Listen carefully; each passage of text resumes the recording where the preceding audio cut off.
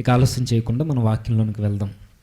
బైబిల్లో మనం గతించిన దినాల్లో ఆలోచించిన వ్యక్తే మరొకసారి ఆయన జీవితాన్ని మనం జ్ఞాపకం చేసుకుందాం. ఆయన పేరుకి అర్థం యెహోవా స్థిరపరచువాడు, లేదా యెహోవా ఘనపరచువాడు, లేదా యెహోవా లేపుతాడు అనే అర్థాన్ని ఇచ్చే నామధేయం కలిగిన వ్యక్తి. అతడెవరో కాదు, మనందరికీ తెలిసిన సుపరిచితమైన,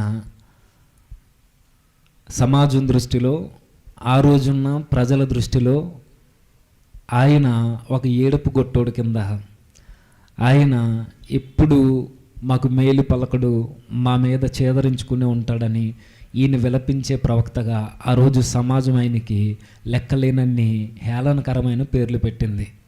అతడే ఇర్మియా. ఇర్మియా గారి కోసం ఈ సందర్భంలో మనకు అవసరమానంటే అవసరమే.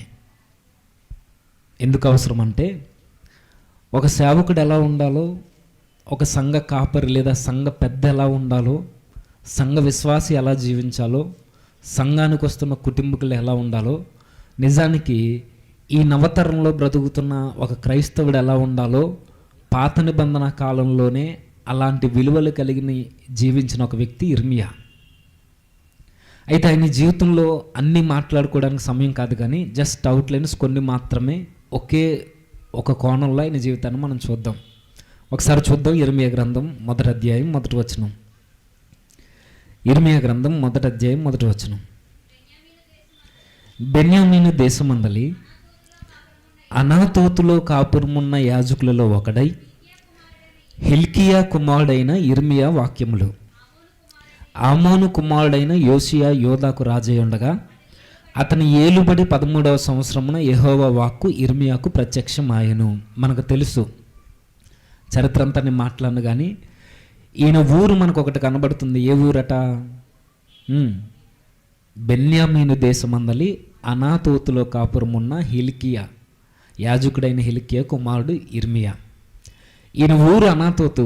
నిజానికి ఈ గ్రామము యాజకుల కొరకు ప్రత్యేకింపబడిన భూభాగము. ఏది? ఈ అనాతోతు అనే ఈ భూభాగం. యెహోషువ గ్రంథంలో యెహోషువ గారు దేశాలను విభాగింపబడిన సందర్భాలు మీరు చదివితే ఈ అనాతోతు అనే ఈ ప్రాంతము యాజకుల కొరకు ప్రత్యేకంగా పంచి ఇచ్చిన ప్రాంతము. అయితే ఈ ప్రాంతంలో యాజకుడిగా కొనసాగుతున్న హిల్కియా గారి గర్భాన పుట్టిన వ్యక్తి ఎవరు? ఇర్మియా. అంటే ఈయన కూడా యాజకుడు. ఇర్మియా ఒక యాజకుడుగా తన పాత్రను పోషిస్తున్న టైంలో దేవుని వాక్కు తనకు ప్రత్యక్షమైందట. ప్రత్యక్షమైనప్పుడు ఏ కాలం అన్నది కూడా కింద మెన్షన్ చేస్తున్నాడు. కొంతమంది రాజులు, యోషియా, సిద్కియా, ఇలాంటి రాజుల పరంపరలో, మనస్సే, ఆమోను, ఈ రాజుల పరంపరలో ఇర్మియా గారి యొక్క పిలుపు వచ్చింది. ఎంతకాలం ఈ పిలుపు అతనికి వెంబడిస్తూ అతనితో మాట్లాడిందంటే ఇంచుమించుగా సుమారుగా 40 నుండి 44 సంవత్సరాలు ఆ వాక్కు ఇర్మియాకు ప్రత్యక్షమవుతూనే వచ్చింది. వాక్కు అనగానే మనకు తెలుసు, ఆ వాక్కు ఎవరో కాదు, ప్రభువు అయిన యేసుక్రీస్తు వారు. సరే, దేవుని యొక్క ఉద్దేశాల్ని సరాసరి ఇర్మియా గారితో పంచుకుంటుంది దేవుని యొక్క వాక్కు. అయితే దేవుడు తను పిలుస్తున్నప్పుడు ఆయన ఎలాంటి పొజిషన్లో ఉన్నాడని చెబుతుంది ఈ మాట.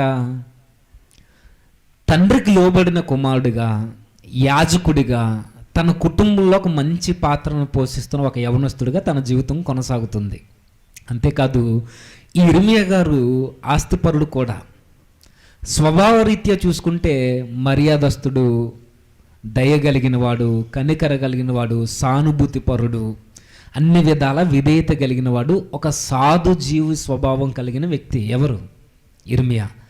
డబ్బున్న వ్యక్తి, మంచి పేరున్న వ్యక్తి, పలుకుబడి ఉన్న వ్యక్తి, యవనస్తుడు. పైగా ఇతని క్యారెక్టర్ కూడా చాలా బాగుంది.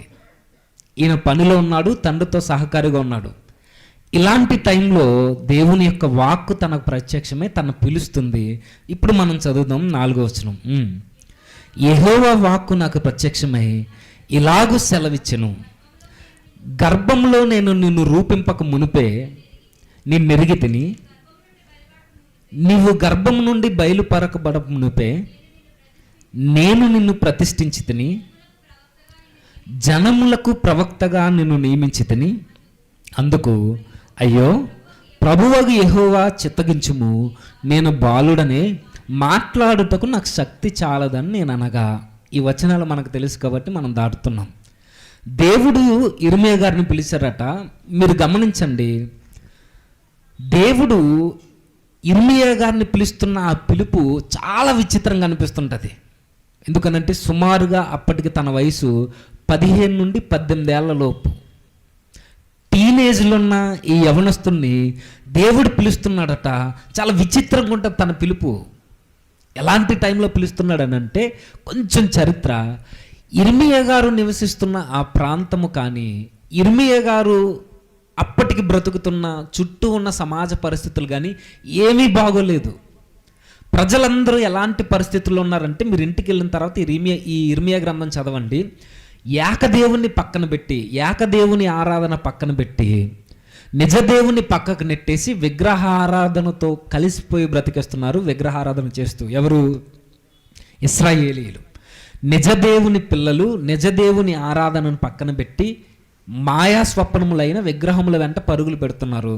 అంతేకాదు, ఆ రోజు ప్రవక్తలు, ధర్మశాస్త్ర ఉపదేశకులు, యాజకులు ఎవరైతే ఉన్నారో, మన భాషలో మాట్లాడుకోవాలంటే ఎవరైతే సంఘ పెద్దలు, సంఘ నాయకులు, దైవజనులు ఉన్నారో వీళ్ళందరూ ప్రభువును మర్చిపోయిన కాలం అది. ఇది మనకు 2వ అధ్యాయంలో మనకు కనబడుద్ది 8వ వచనంలో. యెహోవా ఎక్కడున్నాడని యాజకులు అడగరట. నెక్స్ట్, ధర్మశాస్త్రోపదేశకులకి అసలు ప్రభు ఎవరో తెలియదట. చాలా వింతగా అనిపిస్తుంది కదా. ఎవరైతే ధర్మశాస్త్రాన్ని ప్రకటిస్తున్నారో ఆ ధర్మశాస్త్రపు సారమైన ప్రభు ఎవరో ఎవరికి తెలియదట. ఆ ప్రకటించే ఉపదేశకులకి తెలియదట. చాలా దారుణమైన పరిస్థితులు కదా. విశ్వాసకి లేదా సమాజంలో ఉన్న బిడ్డలు లేదా ఆ ఇశ్రాయేలు సంఘానికి ప్రభు ఎవరో తెలియదని అంటే ఏదో అనుకోవచ్చు, వాళ్ళ కళ్ళు నెత్తికెక్కాయని. ఇప్పుడు ప్రకటించే ధర్మశాస్త్ర ఉపదేశకులకు కూడా ప్రభు ఎవరో తెలియదట. అంతేకాదు, ఆ దేవునికి బలులు జరిగిస్తూ ఆ దేవుని పక్షాన నిలబడి యాజక ధర్మాన్ని పాటిస్తున్న ఈ యాజకులు కూడా అసలు దేవుణ్ణి అడగరట. అంటే ఆ రోజు ప్రజానీకం ఎలా ఉందో ఈ మాటను బట్టి మనకు అర్థమవుతుంది. యాజకులు బాగోలేదు, ధర్మశాస్త్ర ఉపదేశకులు బాగోలేదు, సమాజ సంఘ పెద్దలు బాగోలేదు, సమాజము బాగోలేదు. ఎవ్వరూ బాగోలేని ఈ పరిస్థితుల్లో దేవుడు ఇర్మియా గారితో మాట్లాడుతున్నాడట. ఇంత విచిత్రమైన పిలుపు నిజానికి దేవుడు ఇప్పుడు చెప్పే మాటే. ఎవరితో పడితే వారితో మాట్లాడ్డైనా సాధారణంగా ఆయన ఎవరి దగ్గరకు పడితే వారి దగ్గరకు వచ్చి ఆయన సంభాషించడు. ఆయన రావాలి అన్నా, ఆయన మాట్లాడాలి అన్నా, ఆయన మన జీవితంలో కలుగజేసుకోవాలి అని అన్నా, దేవుడు మొట్టమొదటిగా మన జీవితంలో చూసేది మన ఆస్తులు, మన జ్ఞానము, మన ఉద్యోగము, మన మంది బలగము కానే కాదు. ఆయన చూసేది ప్రధానంగా మన పవిత్ర హృదయము, మన పరిశుద్ధమైన బ్రతుకు. ఇది మీకు అర్థమైతే ఆ రోజు జ్ఞానులున్నారు, అధికారులున్నారు, సామంతులున్నారు, సామాన్యులు ఉన్నారు, అందరూ ఉన్నారు. కానీ దేవుడు వీళ్ళందరినీ పక్కకు నెట్టి ఒక బాలుడుగా టీనేజ్లో ఉన్న ఒక యవనస్తుడి దగ్గరికి దేవుని వాక్కు ప్రత్యక్షమయ్యి ఆ రోజు ఇలా మాట్లాడుతుందట. అంటే మీరు అబ్జర్వ్ చేస్తున్నారో లేరో, దేవుడు అందరినీ ఒకేలా పిలవడు. దేవుడు అందరినీ పిలుస్తాడు. కానీ ఆయన పిలిచే పిలుపులో ఒక్కొక్కరిని ఒక్కో విధంగా పిలుస్తాడు. అర్థమవుతుందో లేదో. ఈయన యాజకుడిగా ఉన్నప్పుడు దేవుడు పిలిచాడు. మోషే గారు అరణ్య భూభాగంలో గొర్రెలను మేపుతున్నప్పుడు దేవుడు పిలిచాడు. దావీదు గారు అరణ్య భూభాగంలో ఎండకి వానకి తన తండ్రి గొర్రెలు మేపుతున్నప్పుడు యవనస్తుడిగా ఉన్నప్పుడు దేవుడు పిలిచాడు. అర్థమవుతుంది కదా. గిద్యోను తన వ్యవసాయంలో బిజీగా ఉన్నప్పుడు దేవుడు పిలిచాడు. ఎలీషా తన వ్యవసాయం చేసుకుంటున్నప్పుడు దేవుడు పిలిచాడు. అంటే దేవుడు అందరినీ పిలుస్తాడు.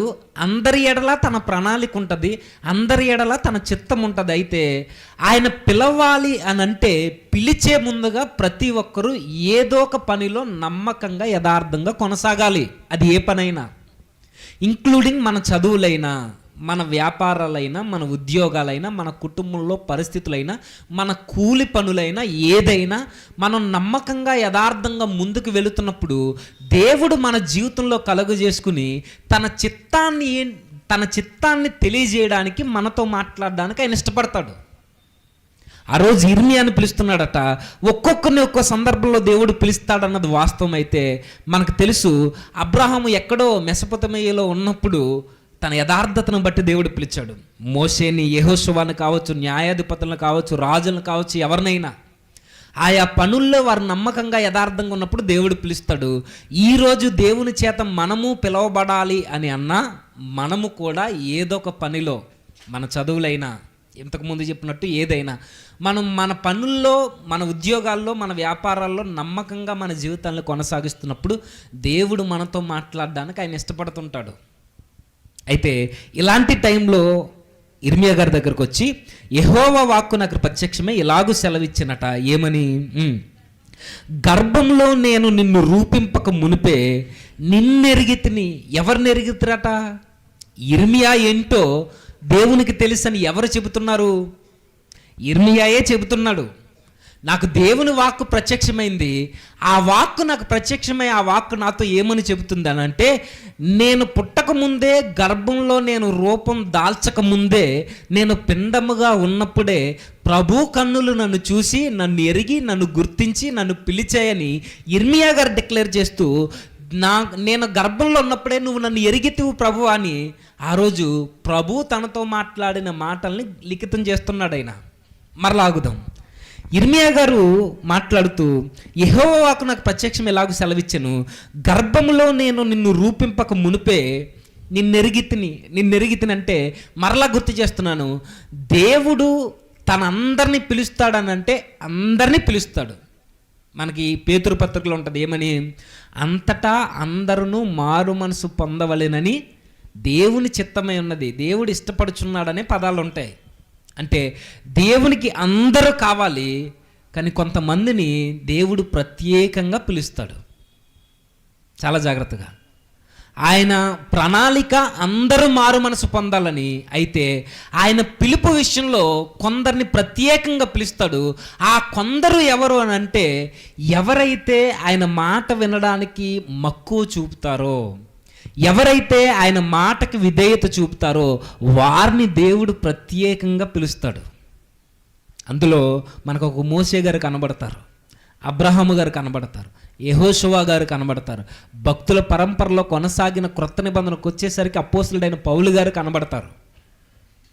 నేను పుట్టకముందే అన్యజనుల్లో నా నామాన్ని ప్రకటించడాలని దేవుడు నన్ను ఏర్పరచుకున్నాడని గలతీ పత్రికలో పౌలు గారు లిఖిస్తారు. అంటే దేవుడు అందరినీ పిలుస్తాడు, కొంతమందిని ప్రత్యేకంగా ఆయన పిలుపు స్పష్టంగా కనబడుద్ది. అందులో బాప్తిస్మిచ్చి యోహాను గారి పిలుపు కూడా మనకు తెలుసు. అంటే మనకు అర్థమవుతుంది ఏంటంటే, దేవుడు ఇర్మియా గారినే కాదు, ఈరోజు నిన్ను నన్ను కూడా ఆయన పిలుస్తాడు. అయితే మనల్ని పిలవక ముందే, తన పరిచర్యలో మనల్ని వాడుకొనక మునిపే మనం ఏంటో మన ప్రభువుకు తెలుసట. మీకు ఆ మాట ఎలా ఉందో నాకు అర్థం కావట్లేదు, కానీ గతించిన ఎలక్షన్స్ ఇంచుమించుగా 2 సంవత్సరాలు గతిస్తుంది కదా.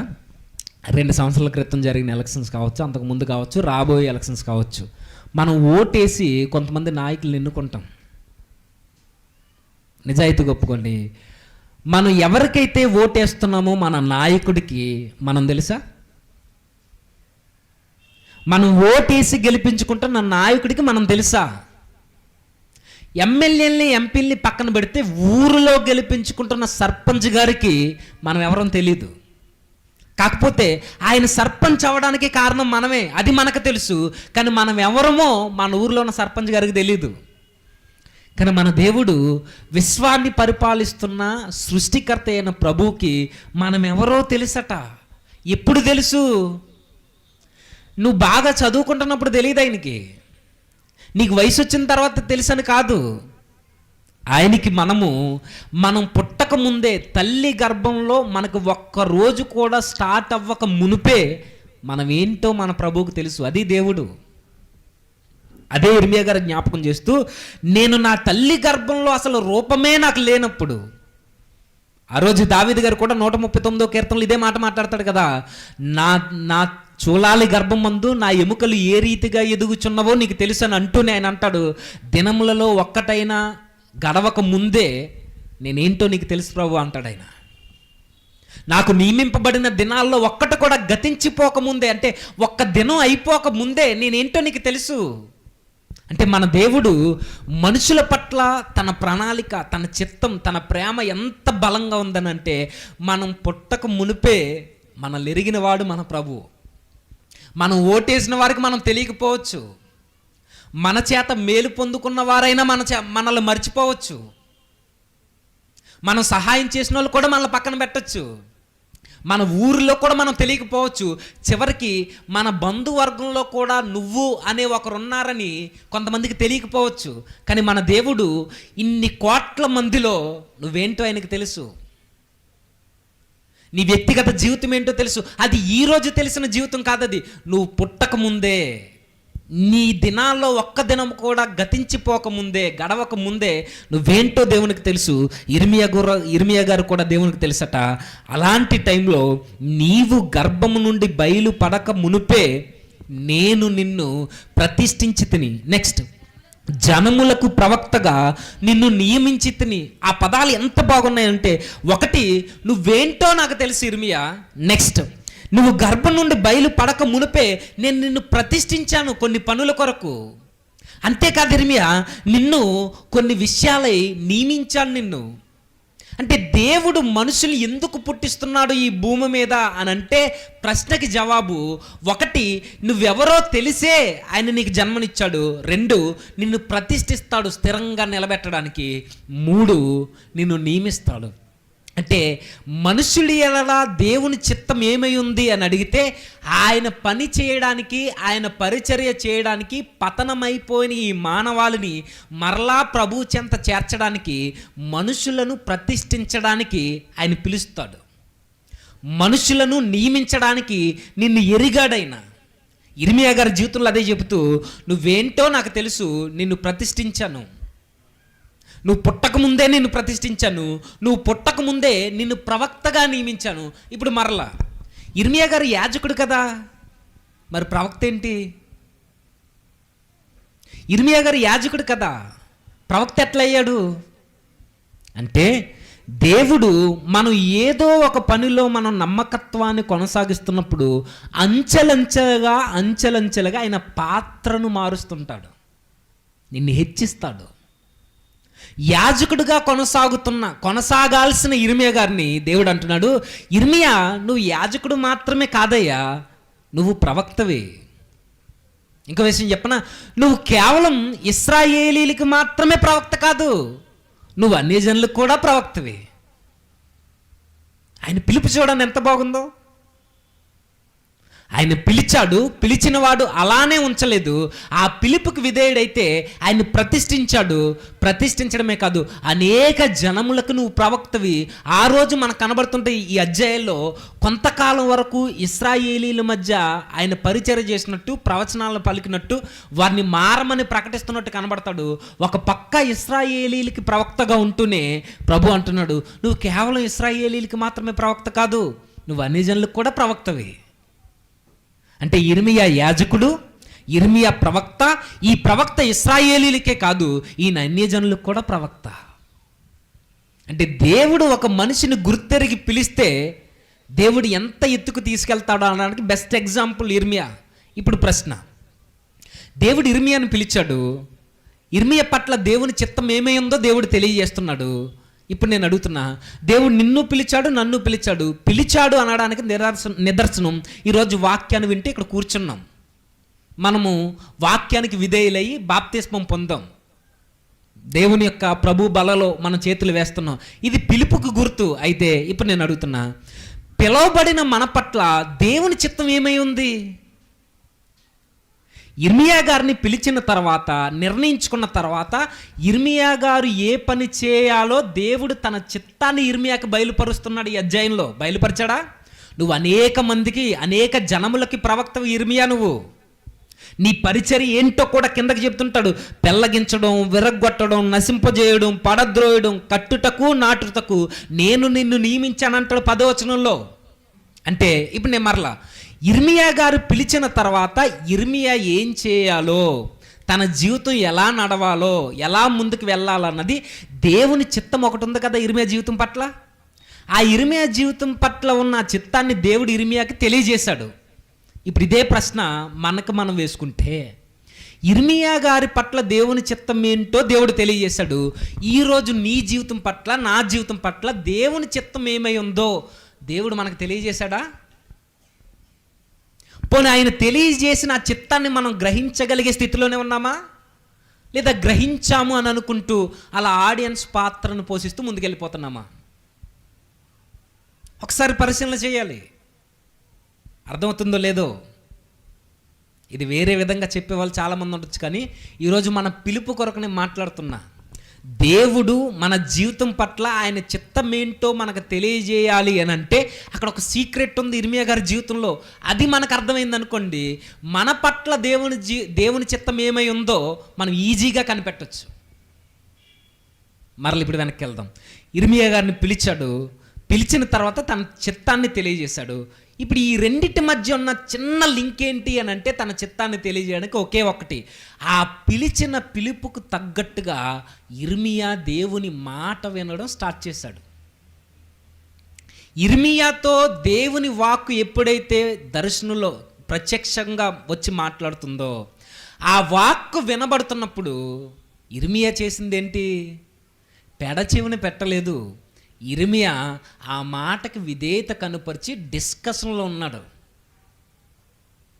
దేవుడు తన చిత్తమేంటో ఇర్మియాకి తెలియజేయడం వెనకాల ఉన్న ప్రధానమైన కారణము, ఇర్మియా దేవుని వాక్కు వినడం ప్రారంభించాడు.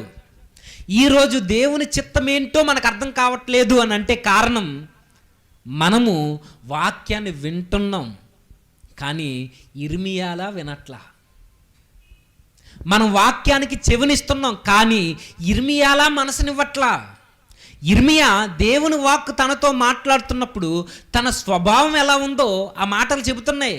అందుకే దేవుని చిత్తం ఏంటో ఇర్మియాకి ఎలా తెలియజేశాడంటే, తన విన్న తర్వాత తన బలహీనత తను చెప్పిన తర్వాతే నీ పరిచర్య ఇది అని 10వ వచనంలో చెప్తాడు. ఇప్పుడు చదువుదామా?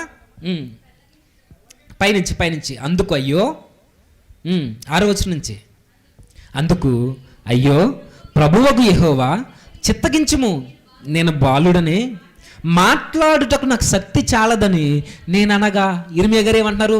ఇర్మియా, నేను నిన్ను ఎన్నుకున్నానయ్యా, నువ్వు నాకు కావాలి, నువ్వు పుట్టకముందే నేను ప్రతిష్ఠించాను, నువ్వు నా పనిలో ఉండాలి, నీకు ఒక బాధ్యత ఉంది, నువ్వు అనేక జనములకు నువ్వు ప్రవక్తగా నిలబడాలి, నువ్వు పుట్టకముందే, నువ్వు గర్భంలో ఒక దినం కూడా గడవక ముందే నిన్ను ప్రతిష్ఠించాను అని అంటే ఇర్మియా గారు ఏమంటున్నారు? నేను బాలును ప్రభువా, నా వల్ల ఏమవుద్ది, మాట్లాడడానికి నాకు శక్తి చాలదు. మరలా గుర్తు చేస్తున్నా, ప్రభువగు యెహోవా చిత్తగించుము, నేను బాలుడనే, ప్రభువగు యెహోవా చిత్తగించుము, నేను బాలుడనే, మాట్లాడుటకు నాకు శక్తి చాలదనగా ఇదే సాకు. ఇది మీరు పదే చదువుతున్నప్పుడు ఒక వ్యక్తి మీకు గుర్తుకు రావాలి. ఎవరు? Very good. ఇదే మాటలు ఎవరు పలికారు? ఒకరోజు మోసే, నేను నోటి మాంద్యం గలవాను ప్రభువా, నేను ఎట్లా మాట్లాడగలను, నేను ఎట్లా నీ బాధ్యతను ఎత్తుకోగలను, నేను ఎట్లా అని ఆ రోజు మోసే మనకు గుర్తొస్తున్నాడే. దీనికి ఆపోజిట్ ఒక ప్రవక్త ఉన్నాడు. ఆయన ఇలా అండు, నేనున్నాను ప్రభువా, నీకు నేను వెళ్తాను, నేను ప్రకటిస్తాను, నన్ను పంపించు అని అంటారు ఎవరైనా. Very good. ఒకటి మోసే స్వభావం ఇర్మియాలో కనబడుతుంది, కానీ దీనికి ఆపోజిట్ ఎవరు? యెషయా. ఆ రోజు ఉజ్జియా మృతి పొందిన తర్వాత దేవుని సింహాసనం మీద ఆయన కూర్చుని ఉన్నప్పుడు ఆ రోజు ప్రభు, నా నిమిత్తం ఎవరు పోవుదురా అని ఆయన అంటుంటే యెషయా గారి దర్శనాన్ని చూస్తూ నేను ఉన్నాను ప్రభు అంటాడు ధైర్యంగా. కానీ ఇర్మియాకి ఆ రోజుకి అంత ధైర్యం లేదు, ఎందుకంటే ఆయన బాలుడే కాదు, ఆయన భయపడడానికి ప్రధానమైన కారణాల్లో కారణం ఏంటో చెప్పినా, అప్పటి ప్రజల పరిస్థితులు అలా ఉన్నాయి, ప్రజల యొక్క మనస్తత్వాలు అలా ఉన్నాయి. వారికి మేలుకరమైన మాట చెప్పకపోతే అవసరమైతే చంపడానికి కూడా వెనకారు. ఎవరు? ఇశ్రాయేలీలు, యూదులు. వారికి మేలుకరమైన ప్రసంగాలు చేయాలి, దేవుడు దీవిస్తాడని చెప్పాలి. అరే మారన్లా జీవితాలను మార్చుకోండి, లేకపోతే బబులోను రాజు వస్తాడు, మిమ్మల్ని ఎత్తుకుపోతాడు, చెరకు తీసుకెళ్ళిపోతాడు అని అంటే వీరికి నచ్చేది కాదు. ఈ పరిస్థితులన్నీ తెలిసిన ఇర్మియా, నేను బాలుని ప్రభువా, నేను మాట్లాడలేను, నాకు శక్తి చాలదండి అంటే అప్పుడు ప్రభు అంటున్నాడు, యెహోవా నాకు ఇలాగూ సెలవిచ్చును, నువ్వు బాలుడు అనవద్దు, నువ్వు సాకులు చెప్పకు, నువ్వేంటో నాకు తెలియదు అనుకుంటున్నావా? పిలిచిన వాడికి పిలవబడిన వాడు ఎలాంటి వాడు తెలీదా? తెలుసు ఇర్మియా ఎలాంటి వాడో, ఎలాంటి మనస్తత్వం కలిగిన వాడో, ఆయన వయసు ఏంటో, ఆయన బలహీనతలు ఏంటో, ఆయన ఎదిగిన తర్వాత ఏం చేయగలడో ప్రతిదీ తెలుసు. అంతకు పుట్టనప్పుడే తెలిసిన ప్రభువుకి పుట్టిన తర్వాత తన భవిష్యత్తు తెలీదా? తెలుసు. అందుకే ప్రభు అంటున్నాడు, యెహోవా నాకు ఇలాగ సెలవిచ్చెను, నేను బాలుడు అనవద్దు, నేను నిన్ను పంపువారందరి యొద్దకు నువ్వు పోవాలి, నేను నీకు ఆజ్ఞాపించిన సంగతులన్నీ నువ్వు చెప్పాలి, వారికి భయపడకు, నిన్ను విడిపించుటకు నేను నీకు తోడై ఉన్నాను, ఇదే యెహోవా వాక్కు.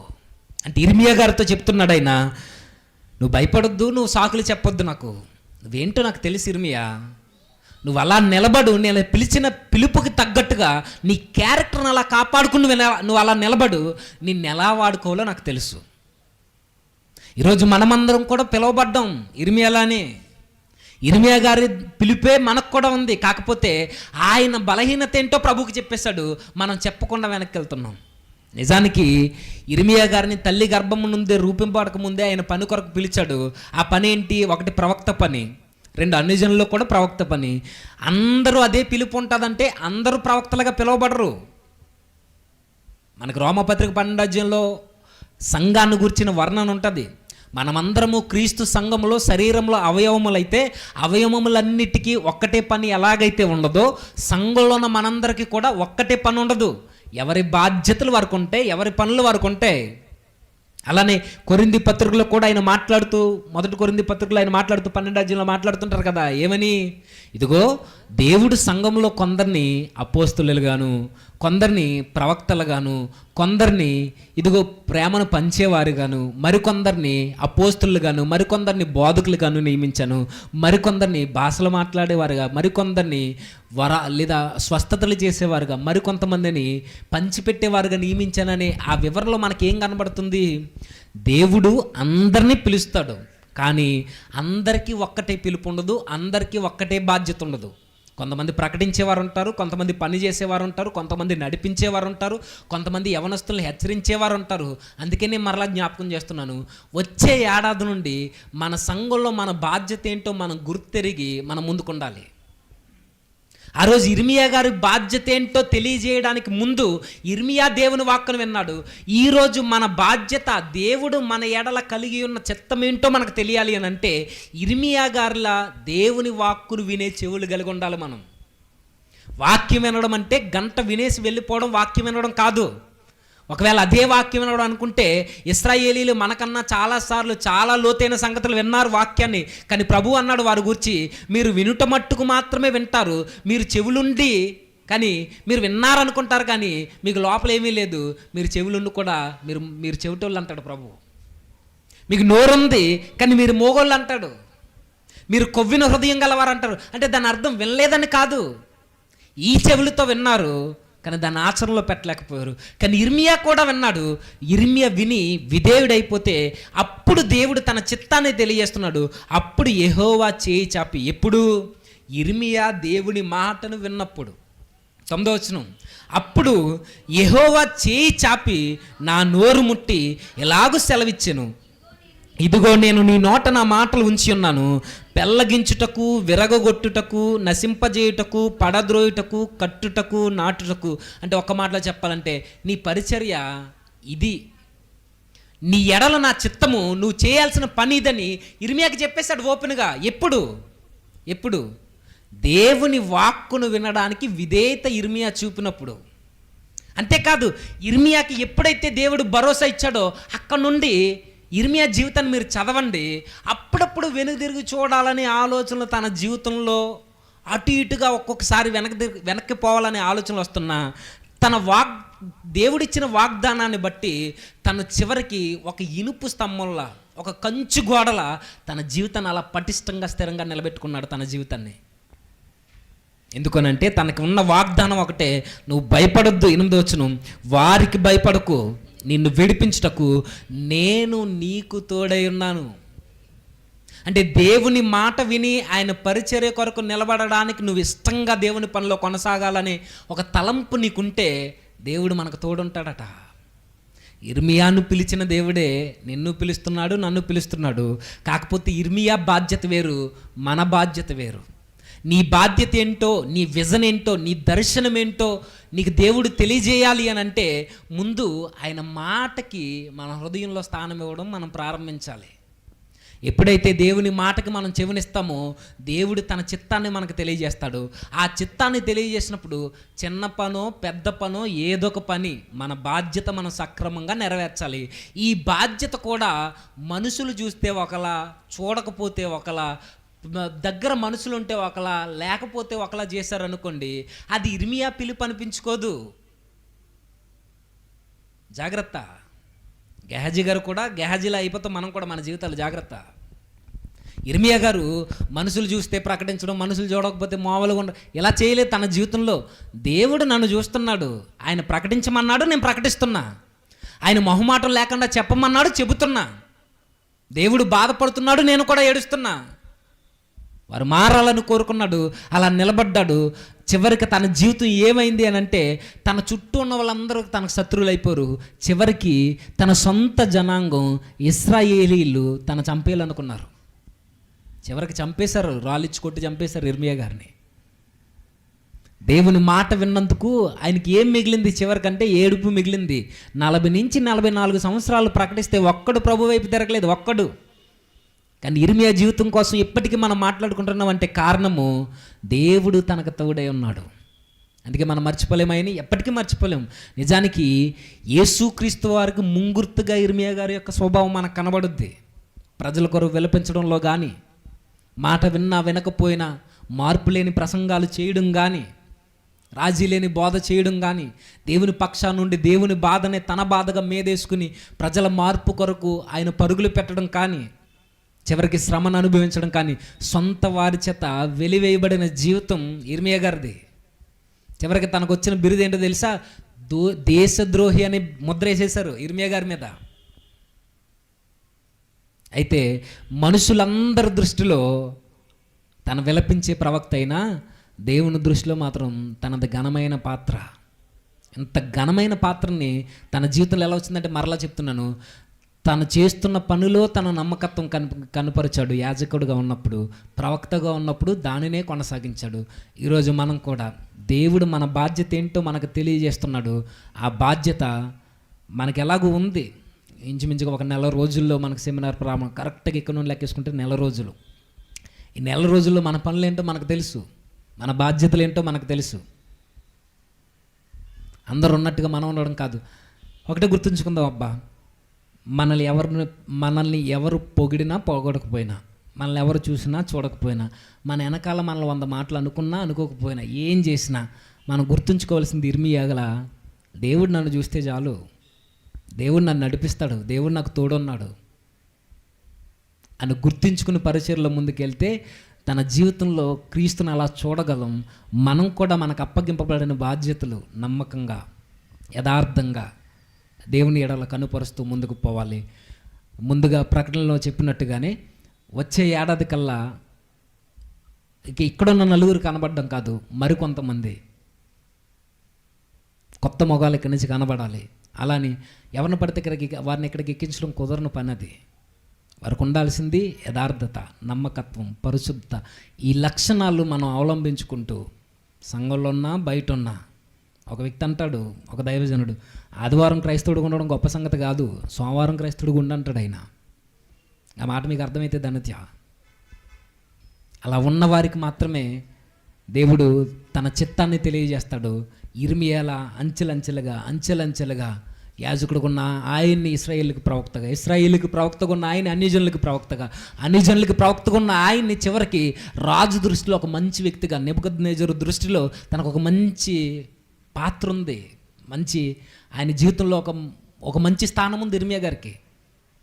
అంత ఎత్తుకు ఎదగడానికి కారణం తన యథార్థత, నమ్మకత్వం, దేవుడిచ్చిన పిలుపుని అందుకుని ముందుకు సాగడం. మనం కూడా దేవుడు పిలిచిన పిలుపుకి తగ్గట్టుగా, ఆయన పిలిచిన పిలుపుని మనం ఎప్పుడు జ్ఞాపకం ఉంచుకుంటూ, మనం ఎలాంటి పరిస్థితుల్లో పిలువబడ్డామో. నిజానికి ఇర్మియా గారు ఏదో ఒక మంచి పనిలో ఉన్నప్పుడు పిలువబడ్డారు, కానీ మనం ఏ పని లేనప్పుడే పిలువబడ్డాం రక్షణలోనికి. మనం లోకాన్ని అనుభవిస్తున్నప్పుడు పిలువబడ్డాం, లోకంలో తిరుగుతున్నప్పుడు పిలువబడ్డాం, మంచి అంటే ఏంటో తెలియనప్పుడు మనం పిలువబడ్డాం, నీతి లేని మన బ్రతుకుల్లో నుండి పిలువబడ్డాం. వచ్చిన తర్వాత కూడా అవే జీవితాలను కొనసాగిస్తే మనకి లోకస్తులకి పెద్ద వ్యత్యాసం లేదు. వచ్చిన తర్వాత మన దేవుడు మన జీవితం పట్ల ఉన్న చిత్తాన్ని ఏంటో తెలుసుకుందాం. ఇవ్వబడిన మన పాత్రల్ని నమ్మకంగా కొనసాగిద్దాం. త్వరలో ఉన్న సెమినార్కి, త్వరలో ఉన్న ఈ క్రిస్మస్కి మన వంతు బాధ్యతగా మనం చేతులు వేస్తూ కష్టపడుతూ ఆర్థికంగా, ప్రార్థనాపరంగా, మన కష్టం రూపంలో, మన చెమటోడ్చే రూపంలో, మన ఒళ్ళెంచి పని చేసే రూపంలో, సలహాలు ఇచ్చే రూపంలో అన్ని విధాలా మనం ముందుకుంటే దేవునికి మహిమకరంగా జరుగుతాయి. ఏదైనా ఇది మనుషులకి మహిమ తెచ్చే కార్యాలు కాదు, ఇది దేవునికి మహిమ తెచ్చే కార్యాలు. ఇది మనం ప్రతి సెమినార్లో చూస్తున్నాం, ఈ సెమినార్లో కూడా చూడబోతున్నాం. అంటే ధన్యత ప్రభు మనకు అనుగ్రహించును గాక. తల వంచండి, చిన్న ప్రార్థన చేద్దాం.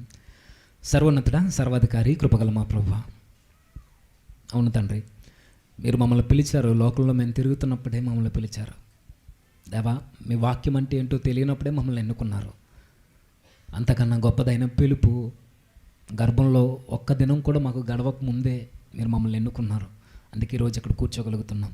పిలువబడిన మేము అనేకులను మీ చెంత చేర్చడానికి తండ్రి దేవా, రాబోతున్న దినాలలో దేవా, ప్రతి ఏడాది మీ నామ మహిమార్థమై జరిగిస్తున్న సెమినార్ మాకు దగ్గరలో ఉంది. అందులో మా పాత్రలు మేము ఘనంగా పోషిస్తూ మా పనుల్లో మేము ఉంటూ తండ్రి ఇర్మియా వలె నమ్మకంగా, యథార్థంగా మీ పరిచయలో అంతకంతకు ఎదుగుతూ తండ్రి అనేక మందిని మీ కొరకు సంపాదించే బాధ్యతను మాకు అనుగ్రహిస్తారని ఆశపడచ్చు.